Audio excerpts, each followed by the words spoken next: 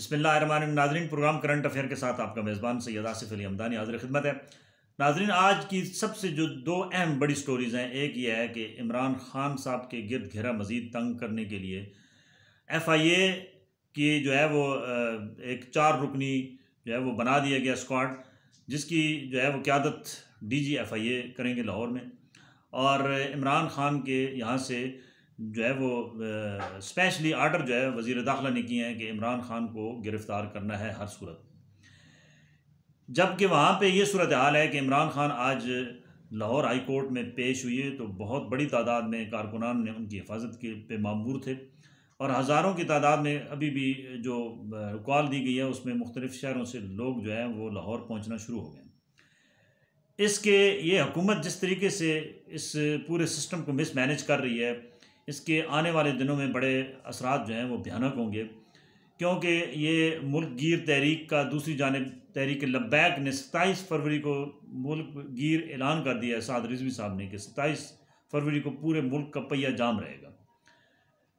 अवाम का पहिया पहले ही हुकूमत के जो इक़दाम हैं उससे जाम है, गरीब अवाम का चूल्हा बुझ रहा है।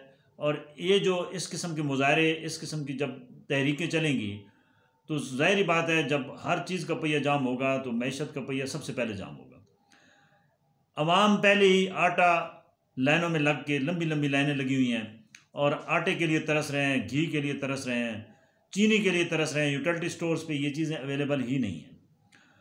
दूसरी जानिब अगर यही सूरत हाल रही तो इस गरीब अवाम का क्या बनेगा? ये सबसे बड़ा अहम सवाल है जिसके ऊपर कोई सियासी जमात सोचने को तैयार नहीं है। जो हुक्मरान हैं वो हुक्मरानी के नशे में हैं और जो अपोजिशन में है वो लड़ाई के नशे में है।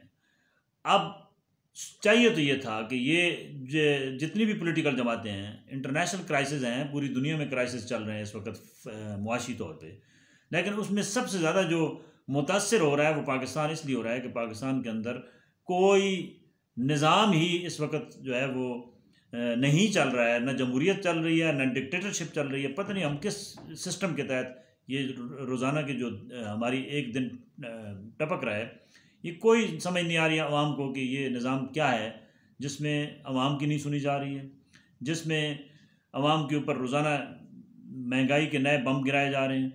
और आगे से ये सूरत हाल है कि कोई पूछने वाला भी इनसे नहीं है कि ये भाई साहब आप जो कुछ कर रहे हैं, क्या हमारे अंदर इतनी सकत है कि हम ये आपके भारी भरकम बिल अदा कर पाएंगे?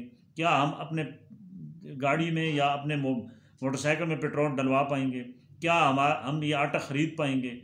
कोई अवाम इतनी बेहिस्सी का शिकार है और इसको गिरोहबंदी में इस कदर जो है वो आगे धकेला जा रहा है कि एक गिरोह कहता है जी कि आप मेरी पैरवी करें, दूसरा गिरोह पॉलिटिकल गिरोह हैं, मजहबी गिरोह हैं। यहाँ पाकिस्तान में सारा काम ही गिरोहों पे चल रहा है और हर एक ने अपना माफिया बनाया हुआ है, ठीक है। और वो अपने माफिया से जो है वो ब्लैकमेल करते हैं, ठीक है। कोई जो है वो बैंकों के ज़रिए ब्लैकमेल करता है, कोई अशराफिया के ज़रिए ब्लैकमेल करता है, किसी ने अपनी फोर्सेस बनाई हुई हैं, किसी ने अपने जजेस बिठाई हुई हैं, किसी ने अपने पुलिस में बंदे भर्ती कराई हुई हैं। कानून सिर्फ इन्हीं के गिर्द मंडला रहा है और ये कानून को कठपुतली की तरह इस्तेमाल करते हैं। जहाँ जिसका दिल चाहता है कानून की वायलेशन करता है। कोई पूछने वाला नहीं है कि भाई कानून सबके लिए बराबर है।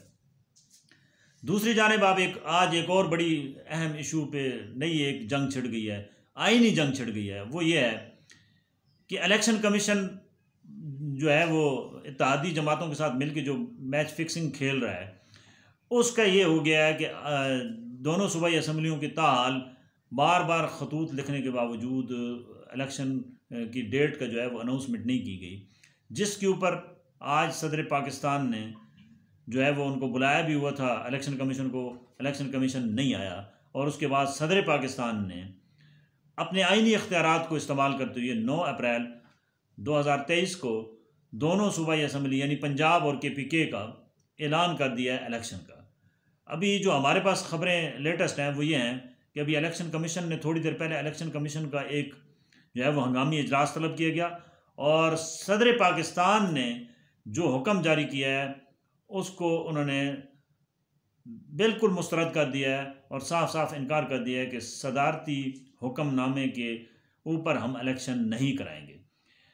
अब जाहिर बात है सदर पाकिस्तान का अगर एक पोर्टफोलियो है और अगर वो बैठा हुआ है, तो मेरे ख़्याल में अगर सदर के इख्तियारात नहीं हैं और एक इदारा जो रियासत का इदारा है जिसका काम ही इलेक्शन कराना है, अगर उसके ऊपर भी सदर पाकिस्तान का हुक्म या सदर पाकिस्तान का आईनी इख्तियार नहीं चल सकता, तो बिल्कुल मैं कहता हूँ कि सदर पाकिस्तान का ओहदा ही ख़त्म कर देना चाहिए। सदर पाकिस्तान के अहम प्रोटोकॉल, इतनी गाड़ियाँ, इतनी तनख्वाहें, इतनी मराहत, क्या ज़रूरत है कि जब सदर पाकिस्तान बेचारा जो है वो एक मज़लूम की तरह फरियाद कर रहा हो पहले, और उसके बाद उसकी कोई बात सुनने को तैयार ना हो और उसका मजाक उड़ाया जाए और उसके जो है वो आर्डर को अगले रद्दी की टोकरी में डाल दें। तो मेरे ख्याल में ऐसी सदारत, ऐसे जो है वो इस ओहदे का कोई फ़ायदा नहीं है, नुमाइशी ओहदा है, इसको ख़त्म कर देना चाहिए। अगर गवर्नर्स के आईनी इख्तियारात को, हालांकि गवर्नर्स भी नुमाइशी बिल्कुल ओहदे हैं, असल इख्तियारात वज़ीर आला के पास होते हैं, लेकिन अगर गवर्नर दोनों जो हैं वो एक फ़िक्स मैच खेल रहे हैं जैसे इलेक्शन कमीशन खेल रहा है, तो उनकी अगर बात मानी जा रही है तो सदर पाकिस्तान की भी बात मानी जानी चाहिए।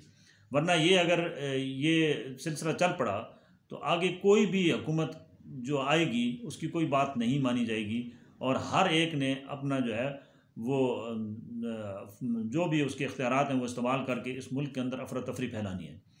नाजरीन, ये जो इस वक्त खौफनाक हमारी सूरत हाल है, इसके पेश नज़र तो यही आ रहा है कि हम खाना जंगी की तरफ जा रहे हैं। हम निज़ाम को ठीक करने के बजाय हम निज़ाम को मज़ीद जो है वो बर्बाद करने की तरफ जा रहे हैं। ये जमहूरियत नहीं है, ये सारा एक तमाशा है और ये तमाशा जो जो कर रहे हैं वो कौम को बहुत अच्छी तरीके से पता है कि ये तमाशा 1973 से शुरू हुआ और अभी तक चल रहा है और मुझे नहीं लग रहा है कि आइंदा भी ये तमाशा ख़त्म होगा। अब आवाम पे ये है कि अगर कोई आपको महंगाई के ख़िलाफ़ कॉल देता है तो आप ये ना समझें कि वो किस जमात से है, आप निकलें। ठीक है, जब तक आप अपने हक़ के लिए नहीं निकलेंगे तो यकीन जानें कि आपके साथ ये होता रहेगा और आप भुगतते रहेंगे। अल्लाह ताला से दुआ है कि अल्लाह ताला पाकिस्तान को अपनी हिफ्ज़-ओ-मान में रखे, अपने कर्ब व नवाल जवाल के लोगों का ख्याल रखिए। बहुत शुक्रिया।